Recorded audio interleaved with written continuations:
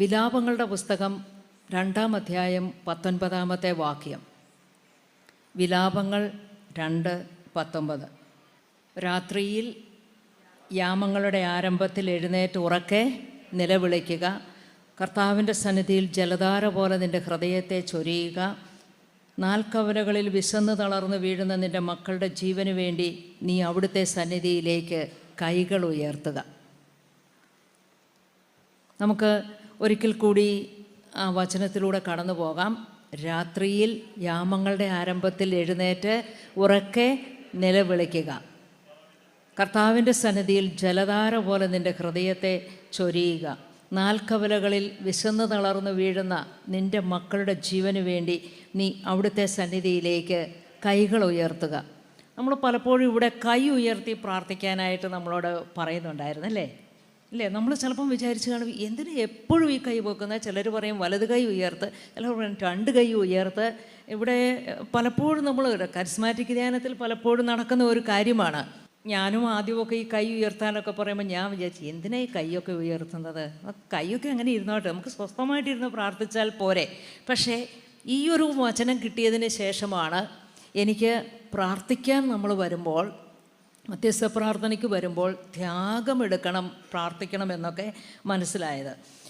ഈ ഒരു വചനം കിട്ടിയപ്പോൾ എനിക്ക് പെട്ടെന്നത്ര സ്വീകാര്യമൊന്നുമായില്ല. ഞാൻ വായിക്കും, ഞാനൊരു കമൻറ്റ് പറയും, എനിക്ക് മനസ്സിലായാലും മനസ്സിലായില്ലെന്ന് ഞാൻ ചിലപ്പോൾ നടിച്ചിട്ടുണ്ട്. ഞാൻ ആ വചനത്തോട് അത്ര ഒരു തുറവിയൊന്നും ആദ്യം ഞാൻ കാണിച്ചേയില്ല. പക്ഷേ ദൈവം പിന്നെയും ഇങ്ങനെ പറഞ്ഞുകൊണ്ടിരുന്നു. അപ്പോൾ രാത്രിയിൽ യാമങ്ങളുടെ ആരംഭത്തിൽ എഴുന്നേറ്റ് ഉറക്കെ നിലവിളിക്കുക. ഇത്രയും വായിച്ചു കഴിഞ്ഞിട്ട് ഞാൻ പറയും, അതെനിക്ക് ഒരിക്കലും പറ്റിയല്ല, ഞാൻ ഹോസ്റ്റലിലാണ് താമസിക്കുന്നതെന്ന് ഈശോയ്ക്ക് അറിയാൻ പാടില്ലേ. കർത്താവിൻ്റെ സന്നിധിയിൽ ജലധാര പോലെ നിൻ്റെ ഹൃദയത്തെ ചൊരിയുക. കർത്താവെ, ഫുൾ ടൈം ഇങ്ങനെ പ്രാർത്ഥിച്ചുകൊണ്ടിരിക്കാനൊന്നും എന്നെക്കൊണ്ട് പറ്റത്തില്ല, കാരണം എനിക്ക് പഠിക്കാനില്ലേ. 4 കവലകളിൽ വിശന്ന് തളർന്നു വീഴുന്ന നിൻ്റെ മക്കളുടെ ജീവന് വേണ്ടി നീ അവിടുത്തെ സന്നിധിയിലേക്ക് കൈകൾ ഉയർത്തുക. അതെനിക്ക് അതിലും പെട്ടെന്ന് ഉത്തരം പറയാൻ സാധിച്ചു. എനിക്ക് മക്കളില്ല. ഓക്കെ, അപ്പോൾ ഈ വചനം എനിക്കുള്ളതല്ല എന്നായിരുന്നു പലപ്പോഴും എൻ്റെ മനസ്സിൽ തോന്നിയത്. പക്ഷേ വീണ്ടും കർത്താവ് ഈ വചനം തന്നപ്പോൾ ഞാൻ പരിശുദ്ധാത്മാവിനോട് ഇങ്ങനെ ഇച്ചിരി എളിമയോടെ പ്രാർത്ഥിക്കാൻ തുടങ്ങി. പരിശുദ്ധാത്മാവേ, ഇതിലൂടെ വല്ലതും പറയാനാണെങ്കിൽ പിന്നെയും ഈ വചനം തരുന്നതെങ്കിൽ എൻ്റെ ഹൃദയത്തെ നീ ഒന്ന് ഉജ്ജ്വലിപ്പിക്കുക, എനിക്കിതൊന്ന് മനസ്സിലാക്കി തരിക. അപ്പോഴാണ് എനിക്ക് പരിശുദ്ധാത്മാവ് അതിൻ്റെ കുറച്ച് അർത്ഥമൊക്കെ മനസ്സിലാക്കി തന്നു. രാത്രിയിൽ നല്ലതായിട്ട് ഉറങ്ങുന്ന ഒരാളാണ് ഞാൻ. ഇപ്പോഴും അതെ, പണ്ടും അതെ. ഏറ്റവും ആദ്യം എൻ്റെ ഹോസ്റ്റലിൽ ഉറങ്ങാൻ പോകുന്ന ഒരാളായിരുന്നു ഞാൻ. പക്ഷേ രാവിലെ എഴുന്നേറ്റ് പള്ളിയിലൊക്കെ പോകും.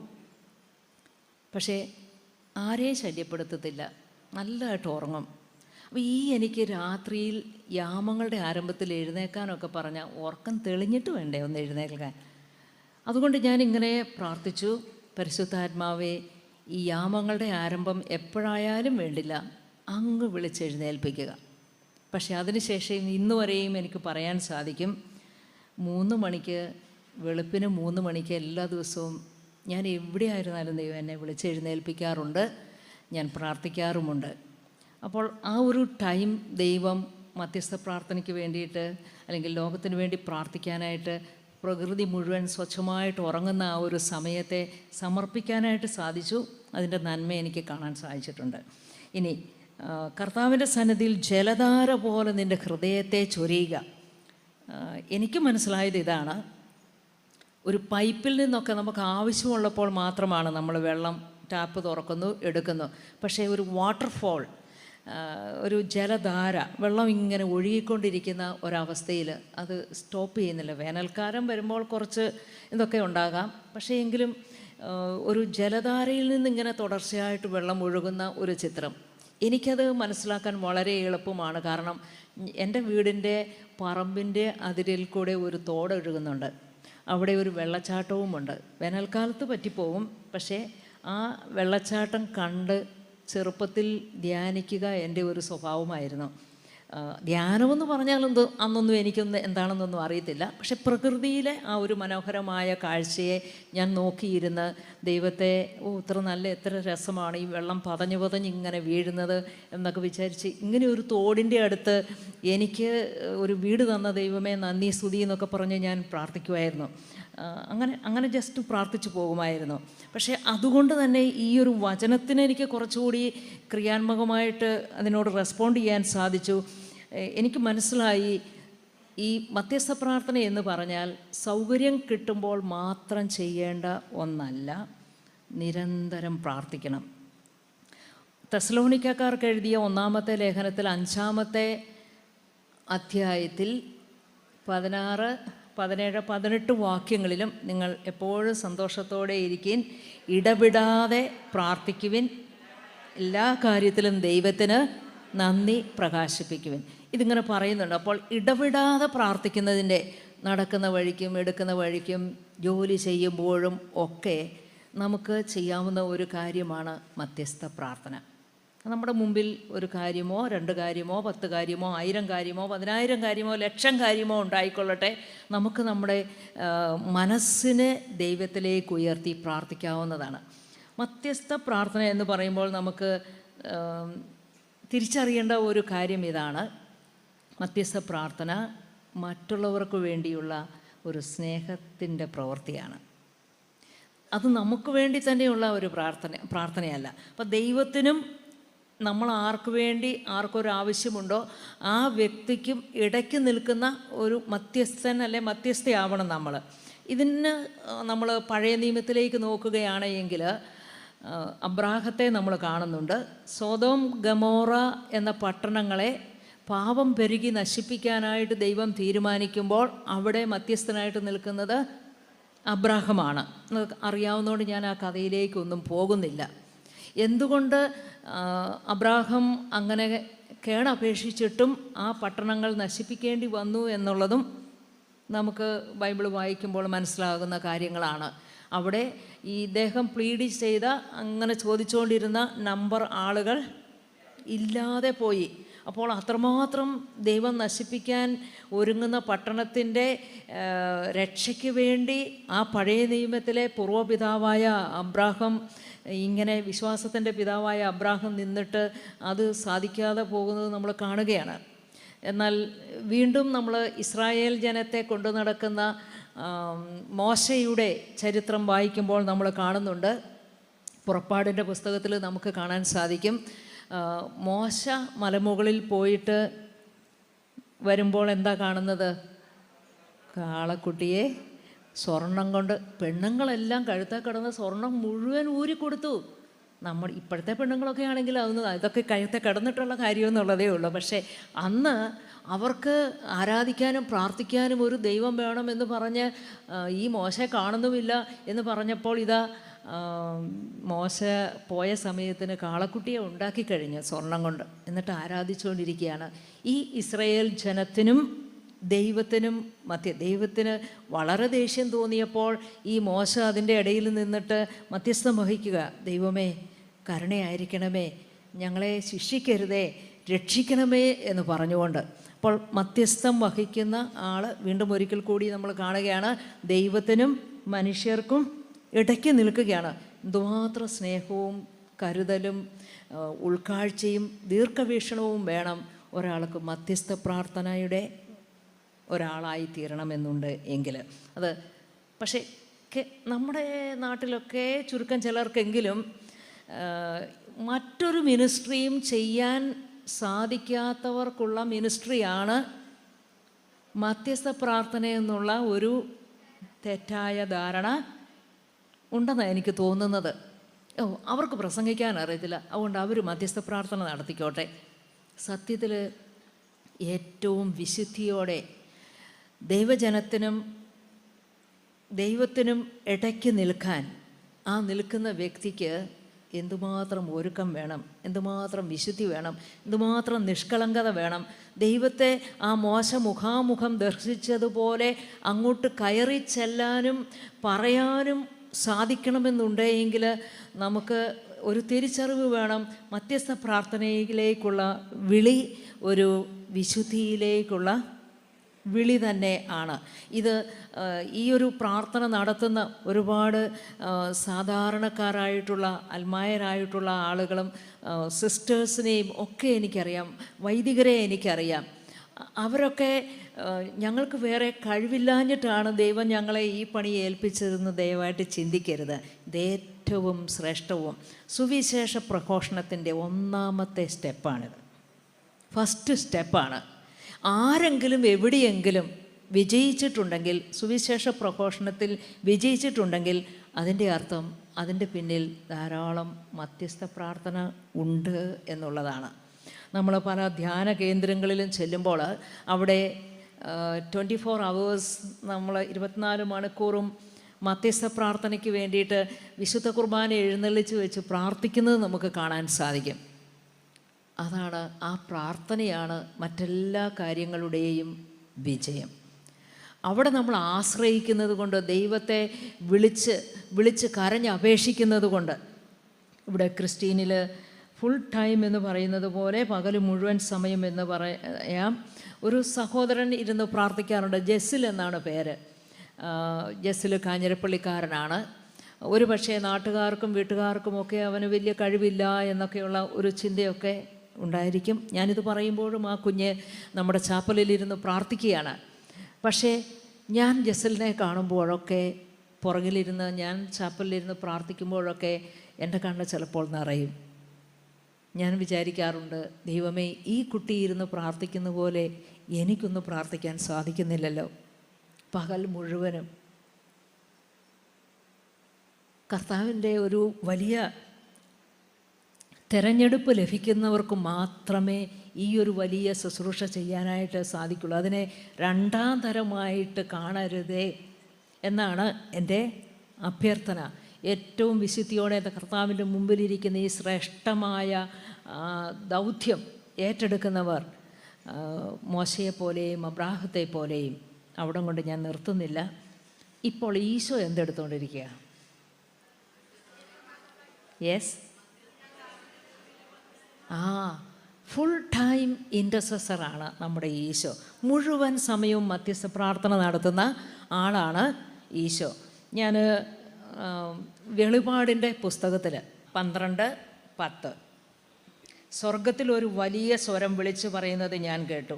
ഇപ്പോൾ നമ്മുടെ ദൈവത്തിൻ്റെ രക്ഷയും ശക്തിയും രാജ്യവും അവിടുത്തെ അഭിഷിക്തൻ്റെ അധികാരവും ആഗതമായിരിക്കുന്നു. എന്തെന്നാൽ നമ്മുടെ സഹോദരരെ ദുഷിക്കുകയും രാപകൽ ദൈവസമക്ഷം അവരെ പഴി പറയുകയും ചെയ്തിരുന്നവൻ വലിച്ചെറിയപ്പെട്ടു. അവരാകട്ടെ കുഞ്ഞാടിൻ്റെ രക്തം കൊണ്ടും സ്വന്തം സാക്ഷ്യത്തിൻ്റെ വചനം കൊണ്ടും അവൻ്റെ മേൽ വിജയം നേടി. ഇത് സ്വർഗത്തിൻ്റെ ഒരു ചിത്രം നമുക്ക് തരികയാണ്. പിശാചിൻ്റെ പണി എന്താ? സ്വർഗത്തിൽ ഒരു വലിയ സ്വരം വിളിച്ചു പറയുന്നത് ഞാൻ കേട്ടു. ഇപ്പോൾ നമ്മുടെ ദൈവത്തിൻ്റെ രക്ഷയും ശക്തിയും രാജ്യവും അവിടുത്തെ അഭിഷിക്തൻ്റെ അധികാരവും ആഗതമായിരിക്കുന്നു. എന്തെന്നാൽ നമ്മുടെ സഹോദരരെ ദുഷിക്കുകയും രാപകൽ ദൈവസമക്ഷം അവരെ പഴി പറയുകയും ചെയ്തിരുന്നവൻ വലിച്ചെറിയപ്പെട്ടു. നമുക്ക് ഈ ഒരു തിരിച്ചറിവ്, നമുക്ക് പിശാച് എപ്പോഴും നമ്മളിനി ദൈവത്തിൻ്റെ അടുത്തേക്കല്ലേ പ്രാർത്ഥിക്കാൻ ചെന്നിരിക്കുമ്പോഴായിരിക്കാം, അല്ലേലും മേരിക്കുട്ടിയെ എനിക്കറിയാം, അവൾ അങ്ങനെ ഇങ്ങനെയാണ്, അവൾക്ക് ആ കുഴപ്പമുണ്ട്, ഭയങ്കര മുൻകോപിയാണ് എന്നൊക്കെ ആയിരിക്കും എന്നെക്കുറിച്ചൊക്കെ പറയുന്നത്. ഇവളുടെ പ്രാർത്ഥന എങ്ങനെ കേൾക്കാനാണ്? നിൻ്റെ പ്രാർത്ഥന കേൾക്കത്തില്ല. നമ്മളെ നിരാശപ്പെടുത്തുന്ന രീതിയിലുള്ള ഒരുപാട് കാര്യങ്ങളൊക്കെ അവന് സംസാരിക്കാനായിട്ട് സാധിക്കും. പക്ഷേ ഈശോയുടെ പണി എന്താണെന്നാണ് അവിടെ പറയുന്നത്. സ്വർഗത്തിൽ ഒരു വലിയ സ്വരം വിളിച്ചു പറയുന്നത് ഞാൻ കേട്ടു. ഇപ്പോൾ നമ്മുടെ ദൈവത്തിൻ്റെ രക്ഷയും ശക്തിയും രാജ്യവും അവിടുത്തെ അഭിഷിക്തൻ്റെ അധികാരവും ആഗതമായിരിക്കുന്നു. എന്തെന്നാൽ നമ്മുടെ സഹോദരരെ ദുഷിക്കുകയും രാപകൽ ദൈവസമക്ഷം അവരെ പഴി പറയുകയും ചെയ്തിരുന്നവൻ വലിച്ചെറിയപ്പെട്ടു. ആരാണ് അവനെ വലിച്ചെറിഞ്ഞത്? തൻ്റെ മരണത്തിലൂടെയും സഹനത്തിലൂടെയും മരണത്തിലൂടെയും ഉത്ഥാനത്തിലൂടെയും ഈശോ ആ പിശാചിനെ പരാജയപ്പെടുത്തുകയാണ് ചെയ്തത്. എന്നിട്ടോ അത് കഴിഞ്ഞ് അവരെക്കുറിച്ച് പറയുന്നത്, അതായത് ഈ പ്രാർത്ഥിക്കുന്നവരെക്കുറിച്ച്, അവരാകട്ടെ കുഞ്ഞാടിൻ്റെ രക്തം കൊണ്ടും സ്വന്തം സാക്ഷ്യത്തിൻ്റെ വചനം കൊണ്ടും അവൻ്റെ മേൽ വിജയം നേടി. അതായത് ഇന്നും ഈ പിശാച് നമ്മുടെ ചുറ്റിനുമൊക്കെ നമ്മൾ പ്രാർത്ഥിക്കാതിരിക്കാനും പ്രവർത്തിക്കാതിരിക്കാനും സുവിശേഷം പ്രഘോഷിക്കാതിരിക്കാനും ഒക്കെ പ്രവർത്തിക്കുന്നുണ്ടാകും. പക്ഷെ നമുക്ക് ഈ കുഞ്ഞാടിൻ്റെ രക്തം കൊണ്ടും സ്വന്തം സാക്ഷ്യത്തിൻ്റെ വചനം കൊണ്ടും, ഞാൻ അടിവരയിടുക, സ്വന്തം സാക്ഷ്യം. നമ്മൾ സുവിശേഷം പ്രഘോഷിക്കുന്നതിന് മൈക്കെടുത്ത് പ്രസംഗിച്ചില്ലെങ്കിലും ശരി, നമുക്ക് വേണ്ട ഒരു കാര്യം ഇതാണ്. നമ്മൾ ഏറ്റുപറയണം, ക്രിസ്തുവിലൂടെ നമുക്ക് കൈവരിച്ച രക്ഷയും ശക്തിയും രാജ്യവും അവിടുത്തെ അഭിഷിക്തൻ്റെ അധികാരവും നമ്മൾ ഏറ്റെടുക്കണം. അങ്ങനെ ക്രിസ്തുവിനോട് ചേർന്ന് നിന്നുകൊണ്ട് ഈ ദുഷ്ടനെ, രാപകൽ പഴി പറയുന്ന, തിന്മ പ്രവർത്തിക്കുന്ന ദുഷ്ടനെ നമ്മളും പരാജയപ്പെടുത്തണം. എന്നിട്ടോ അവരാകട്ടെ കുഞ്ഞാടിൻ്റെ രക്തം കൊണ്ടും സ്വന്തം സാക്ഷ്യത്തിൻ്റെ വചനം കൊണ്ടും അവൻ്റെ മേൽ വിജയം നേടി. കരിസ്മാറ്റിക് നവീകരണത്തിൻ്റെ തുടക്കം മുതൽ ഇന്ന് വരെ ഞാൻ പുറകോട്ടൊന്ന് കണ്ണോടിക്കുകയാണ് എങ്കിൽ എനിക്ക് ധാരാളം സുവിശേഷ പ്രഘോഷകരെ അറിയാം. കാരണം ഒത്തിരി വർഷങ്ങളായതുകൊണ്ട് ഇൻ്റർനാഷണൽ മുതൽ ഇങ്ങോട്ട് കേരളം വരെയുള്ള ലീഡേഴ്സിനെ അറിയാം. ഒരുപാട് ലീഡേഴ്സ് ആദ്യ കാലഘട്ടങ്ങളിൽ വളരെ ശക്തമായിട്ട് വചനം പ്രഘോഷിച്ചിരുന്നവർ ഇപ്പം രംഗത്തില്ല. പലരെക്കുറിച്ചും നമ്മൾ ചെറിയ അന്വേഷണങ്ങളൊക്കെ നടത്തുമ്പോൾ നമുക്ക് മനസ്സിലാകുന്ന ഒരു കാര്യം ഇതാണ്: സാക്ഷ്യം നഷ്ടപ്പെട്ടു. അപ്പോൾ ക്രിസ്തുവിൽ വിശ്വസിക്കുന്ന ഒരാൾ, ക്രിസ്തു ദൈവപുത്രനാണെന്ന് വിശ്വസിക്കുന്ന ഒരാൾ, ക്രിസ്തു നമ്മളെ വീണ്ടെടുത്തു എന്ന് വിശ്വസിക്കുന്ന ഒരാൾ, ക്രിസ്തുവിൻ്റെ വചനത്തിൽ വിശ്വസിക്കുന്ന ഒരാൾ, ആ വചനം ജീവിതത്തിൽ പ്രാവർത്തികമാക്കിക്കൊണ്ട് പ്രാർത്ഥനാ ചൈതന്യത്തിൽ തിരുമുഖം ദർശിച്ചുകൊണ്ട് ജീവിക്കും. അതാണ് ഏറ്റവും വലിയ സാക്ഷ്യം. അതിനിപ്പോൾ ഈ ലോകത്തിലുള്ള ഒന്നിനും അങ്ങനെയുള്ള ഒരു വ്യക്തിയെ കുലുക്കി മറിച്ചിടാനായിട്ട് സാധിക്കുകയില്ല. ഞാൻ ഒമാനിൽ സുവിശേഷം പ്രഘോഷിക്കാനായിട്ട് പോയ സമയത്ത് ഇന്നുള്ള അത്രയും അനുഭവങ്ങളൊന്നും എനിക്കില്ല. ഒമാനിൽ ഒരു ദിവസം അതിരാവിലെ തന്നെ പള്ളിയിൽ പോകാനായിട്ട് ഞങ്ങളൊരു ഹോസ്പിറ്റലിൻ്റെ ക്വാർട്ടേഴ്സിലാണ്, നേഴ്സുമാരുടെ കൂടെയാണ് താമസിക്കുന്നത്. അപ്പോൾ അവർക്ക് ഞങ്ങളുടെ കൂടെ എന്നും പള്ളിയിൽ വരാൻ പറ്റത്തില്ല. ഒരു ദിവസം ഞാനും എൻ്റെ കൂടെയുള്ള പ്രിയ എന്നു പേരുള്ള പെൺകുട്ടിയും ഞങ്ങൾ രണ്ടുപേരും കൂടി, കാരണം ഞങ്ങൾക്ക് രാവിലെ പള്ളിയിൽ പോയി കുർബാനയിൽ പങ്കെടുത്തില്ലെങ്കിൽ അന്നേ ദിവസം വൈകുന്നേരം പ്രോഗ്രാമാണ്, കുർബാനയിൽ പങ്കെടുക്കാൻ പറ്റത്തില്ല. അതുകൊണ്ട് ഞങ്ങൾ എങ്ങനെയും ഈ രാവിലത്തെ കുർബാനയ്ക്ക് പോകണം. ചില സമയത്ത് തണുപ്പ്, ചിലപ്പോൾ ചൂടായിരിക്കും. ഞങ്ങൾ ഇവിടെ നിന്ന് ഇറങ്ങി ഒരു ദിവസം തന്നെ നടന്ന് ആ ക്യാമ്പസിൻ്റെ ഉള്ളിലുള്ള റോഡിൽ കൂടി തന്നെ ഇങ്ങോട്ട് നടന്നു വരുമ്പോൾ റോഡിങ്ങനെ ക്രോസ് ചെയ്യണം. ക്രോസ് ചെയ്യാൻ വരുന്ന സ്ഥലത്ത് ഞാൻ നോക്കുമ്പോൾ എൻ്റെ കൂടെ ഉള്ള പ്രിയ ഇങ്ങനെ വീണാൻ പോകുന്ന പോലെ മുമ്പോട്ട് പോവുകയാണ്. അപ്പം ഞാൻ ചോദിച്ചു, എന്ത് പറ്റി പ്രിയ എന്ന് ചോദിക്കുന്നത്. അത് ഞാനിങ്ങനെ ചോദിക്കുമ്പോഴേക്കും പ്രിയ ഓൾറെഡി വീണ് കഴിഞ്ഞു. എൻ്റെയും കാലിടർന്ന് ഇങ്ങനെ അങ്ങോട്ട് മറിഞ്ഞു പോകുന്നത് പോലെ പെട്ടെന്ന് ഞാൻ യേശുവേ എന്നിങ്ങനെ വിളിച്ചു. യേശുവേ രക്ഷിക്കണേ എന്നിങ്ങനെ പറയുകയും അവിടെ ഒരു മരം, ഇങ്ങനെ ഒരു മഞ്ഞ കോളാമ്പി പൂ ഉണ്ടാകുന്ന, ചെറിയ പൂ ഉണ്ടാകുന്ന ഒരു മരം, അവിടെ അധികം മരമൊന്നുമില്ല, ഒരു മരം നിൽപ്പുണ്ടായിരുന്നു. ഞാൻ നോക്കുമ്പോൾ ആ മരം ഇങ്ങനെ ഭയങ്കരമായിട്ട് ഇങ്ങനെ നിന്ന് കറങ്ങുന്ന പോലെ എനിക്ക് തോന്നുന്നത്. ഞാനിങ്ങനെ തിരിഞ്ഞിട്ട് ഞാൻ പറഞ്ഞു, I stand in the name of Jesus. ഞാൻ യേശുവിൻ്റെ സ്വന്തമാണ്. ഞങ്ങൾ രണ്ടുപേരും പോയി പണി നോക്കണം. നിനക്ക് ഞങ്ങളെ പേടിപ്പിക്കാമെന്നായിരുന്നോ വിചാരം? നടക്കില്ല. ഞങ്ങൾ യേശുവിൽ ആഴമായിട്ട് വിശ്വസിക്കുന്നു. അവൻ ഈ ഭൂമിയിലുള്ള സർവ്വചരാചരങ്ങളുടെ മേലും ശക്തിയുണ്ട്, അധികാരമുണ്ട്. ഞങ്ങൾ വളരെ കൂളായിട്ട് സ്തുതിച്ചുകൊണ്ട് പള്ളിയിൽ പോയി ദിവ്യബലിയിൽ പങ്കെടുത്തു, തിരിച്ചു വന്നു. വീണ്ടും ഞങ്ങൾ രണ്ടും കൂടി ഇന്ത്യയിൽ ഗുജറാത്തിലൊരു പ്രോഗ്രാം ചെയ്യുമ്പോൾ പലപ്പോഴും ഞാൻ എൻ്റെ കൂടെ വരുന്നവർക്ക് ആദ്യം എല്ലാ അവസരങ്ങളും കൊടുക്കാറുണ്ട്. കാരണം അവർ കൊച്ചുങ്ങളാണല്ലോ. അപ്പം ഞാൻ പ്രിയയോട് പറഞ്ഞു, പ്രിയ ആദ്യം കുളിച്ച് വേഗം കിടന്നു. അങ്ങനെ പ്രിയ വേഗം വന്ന് കിടന്നു. ഞാൻ വന്ന് കുളിയൊക്കെ കഴിഞ്ഞ് മോസ്കിറ്റോ നെറ്റൊക്കെ ഇട്ട് ഒരു കുപ്പി വെള്ളവുമൊക്കെ എടുത്ത് അകത്ത് വെച്ചു. ചൂടൊക്കെ ഉണ്ട്, ഫാനൊക്കെ ഇട്ട് ഞാനങ്ങനെ അവിടെ ഇരിക്കുമ്പോഴാണ് എൻ്റെ കട്ടിൽ ഞാൻ പ്രാർത്ഥിച്ചുകൊണ്ടിരിക്കുമ്പോൾ ഇങ്ങനെ കുലുങ്ങുകയാണ്. ഇപ്പോൾ ഈ ഗുജറാത്തിൽ പണ്ട് ഭൂമി കുലുക്കമൊക്കെ വന്നതും അങ്ങനത്തെ അനുഭവങ്ങളൊക്കെ മനസ്സിലുണ്ട്. ആ ഭൂമി കുലുക്കം വന്ന സ്ഥലത്തൊക്കെ ഞാൻ പോയിട്ടുള്ളതാണ്. അപ്പോൾ ഇനിയും ഒരു ഭൂമി കുലുക്കം എന്നൊക്കെയാണ് ഞാൻ വിചാരിച്ചത്.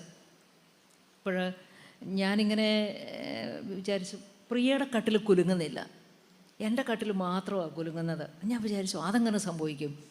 ഞാൻ കട്ടിലിൽ നിന്ന് എഴുന്നേറ്റു പ്രിയയുടെ കട്ടിലിൽ വന്നിരുന്ന് നോക്കി, ഒരു കുഴപ്പമില്ല. വീണ്ടും ഞാൻ എൻ്റെ കട്ടിലിൽ വന്നിരുന്നു, നോക്കട്ടെ ഇതെന്ത് ഭൂമി കുലുക്കം. പിന്നെയാണ് കുറച്ച് സമയം കഴിഞ്ഞപ്പോൾ ഞാൻ വീണ്ടും എൻ്റെ കൊന്തയെടുത്ത് പിടിച്ചിങ്ങനെ പ്രാർത്ഥിച്ചുകൊണ്ടിരിക്കുമ്പോൾ എനിക്ക് മനസ്സിലായി, ഇത് ഭൂമിയുടെ കുലുക്കമല്ല, എന്നെ ഒന്ന് കുലുക്കാമോ എന്ന് നോക്കുന്നതാണ്. നമുക്കൊരു ഭയം ഇങ്ങ് തന്നാൽ മതിയല്ലോ, രാത്രിയിൽ ഉറങ്ങാതെയൊക്കെ ഇരിക്കുമല്ലോ. അല്ലെങ്കിൽ ഞാൻ ആ കൊച്ചിനെയും കൂടെ വിളിച്ചെഴുന്നേൽപ്പിച്ചൊക്കെ ഉറങ്ങാതെയൊക്കെ ഇരുന്നാൽ എങ്ങനെയിരിക്കും. എനിവേ, ഞാൻ അത്ര പേടി ദൈവാനുഗ്രഹത്താൽ ഇല്ലാതിരുന്നത് കൊണ്ട് ആ കൊച്ചിനെ ഒന്നും വിളിക്കാൻ പോയില്ല. ഞാൻ എൻ്റെ കയ്യിൽ ഹോളി വാട്ടറിൻ്റെ ചെറിയ കുപ്പി ഉണ്ടായിരുന്നു. അതെടുത്ത് ഞാൻ എൻ്റെ നെറ്റിയിലൊക്കെ വരച്ചു, ആ മുറിയിലൊക്കെ തളിച്ചു. എന്നിട്ട് ഞാൻ അവിടെ ഇരുന്നുകൊണ്ട് കൊന്ത ചൊല്ലി പ്രാർത്ഥിച്ചുകൊണ്ടിരുന്നു. പരിശുദ്ധ അമ്മയുടെ മധ്യസ്ഥം ഞാൻ ഇങ്ങനെ, നരകസർപ്പത്തിൻ്റെ തലയെ തകർത്ത പരിശുദ്ധ അമ്മേ, ഞങ്ങളുടെ കൂടെ ഇന്ന് രാത്രിയിൽ ഉണ്ടായിരിക്കണമേ എന്ന് പറഞ്ഞു പ്രാർത്ഥിച്ചു. കുറേ നേരം കഴിഞ്ഞു, പിന്നെ ഒരു കുലുക്കവുമില്ല. അങ്ങനെ പോയി. അത് കഴിഞ്ഞപ്പോൾ ഞങ്ങളെ ഒരു ഫാദർ ജെയിംസ് നെല്ലിക്കുന്നേൽ എന്ന് പറയുന്ന ഒരു അച്ഛനാണ് ഈ ധ്യാനത്തിനൊക്കെ വിളിച്ചത്. പിറ്റേ ദിവസം ഞാൻ ആ അച്ഛനോട് ചോദിച്ചു, അച്ഛാ, രാത്രിയിൽ ഇങ്ങനെ ഒരു അനുഭവം ഉണ്ടായി, ഇവിടെ ഇതിനു മുമ്പ് ഇങ്ങനെ വല്ല സംഭവങ്ങളും കേട്ടിട്ടുണ്ടോ? അപ്പോൾ അച്ഛൻ പറഞ്ഞു, ഞാൻ ചെറുതായിട്ട് കേട്ടിട്ടുണ്ട് മേരിക്കുട്ടി. അപ്പം ഞാൻ പറഞ്ഞു, അയ്യോ, അപ്പോൾ ഞങ്ങളെ ആ റൂമിൽ തന്നെ കിടത്തിയത് നന്നായി. അപ്പോൾ അച്ഛൻ ചോദിച്ചു, എന്താ അങ്ങനെ പറഞ്ഞേ? അല്ല, ഇനി അവൻ അങ്ങോട്ട് വരാതിരിക്കുമല്ലോ. കാരണം നമ്മൾ ആ രാത്രിയിൽ ദൈവത്തിൻ്റെ നിറവിനായിട്ട്, പരിശുദ്ധ അമ്മയുടെ സാന്നിധ്യത്തിനായിട്ട് ഇങ്ങനെ പ്രാർത്ഥിച്ചു, നീ ദൈവത്തിൻ്റെ മക്കളായ ഞങ്ങളെ നീ തൊട്ടുപോകരുത് എന്നൊക്കെ പറഞ്ഞ് നമ്മുടേതായ ഭാഷയിൽ പ്രാർത്ഥിച്ചു. പിന്നെ എങ്ങനെ വരും? അവസാനം ഞാൻ അവസാനിപ്പിച്ചത് ഇങ്ങനെയാണ്, ഈശോയുടെ തിരുരക്തമേ, ഈ റൂമിനെ മുഴുവനായിട്ട് നീ ആവരണം ചെയ്യണം. ഈശോയുടെ തിരുരക്തം കണ്ടാൽ പിന്നെ പിശാചൻ അങ്ങോട്ട് വരാൻ പറ്റിയാലെന്നൊക്കെയാണ് നമുക്ക് ക്ലെയിം ചെയ്യാം. ഓരോ സെക്കൻഡിനും ഭൂമിയിൽ ഒരു ദിവ്യബലി അർപ്പിക്കപ്പെടുന്നുണ്ടെന്നാണ് ഞാൻ വിശ്വസിക്കുന്നത്. അതുകൊണ്ട് ഞാൻ ക്ലെയിം ചെയ്യും, ഈ സമയം ലോകത്തിൽ അർപ്പിക്കപ്പെടുന്ന ദിവ്യബലിയിലെ കാസായിലെ തിരുരക്തം കൊണ്ട് ഞങ്ങളെ പൊതിയണമേ, ഈ റൂമിനെ പൊതിയണമേ, ദൈവമേ രക്ഷിക്കണമേ. രക്ഷയുടെ അപ്പം അന്ന് ഞാൻ ആ ഒരു മഠത്തിന് വേണ്ടി, ആ ഒരു പ്രദേശത്തിന് വേണ്ടി പ്രാർത്ഥിക്കേണ്ടത് ഒരു ആവശ്യമാണെന്നുള്ള. അപ്പം നമ്മൾക്ക് ഓരോ അനുഭവങ്ങളൊക്കെ വരുമ്പോഴാണ് നമുക്ക് ആ ഒരു സ്ഥലത്തിന് വേണ്ടി പ്രാർത്ഥിക്കേണ്ട, അല്ലെ അങ്ങനെയുള്ള വ്യക്തികൾക്ക് വേണ്ടി പ്രാർത്ഥിക്കേണ്ട സാഹചര്യങ്ങളൊക്കെ ദൈവം നമുക്ക് കാണിച്ചു തരുന്നത്. കുറേ നാളത്തേക്ക് ആ സ്ഥലത്തിന് വേണ്ടിയൊക്കെ മധ്യസ്ഥം വഹിക്കാനായിട്ട് അത് കാരണമായി. പിന്നീട് ഞാൻ അവിടെയുള്ള സിസ്റ്റേഴ്സിനോട് ചോദിച്ചു, സിസ്റ്ററെ, ഇപ്പോൾ ആ റൂമിൽ ആരെങ്കിലും കിടക്കാറുണ്ടോ? ഉണ്ട്, ഒരു കുഴപ്പവുമില്ല. Praise the Lord.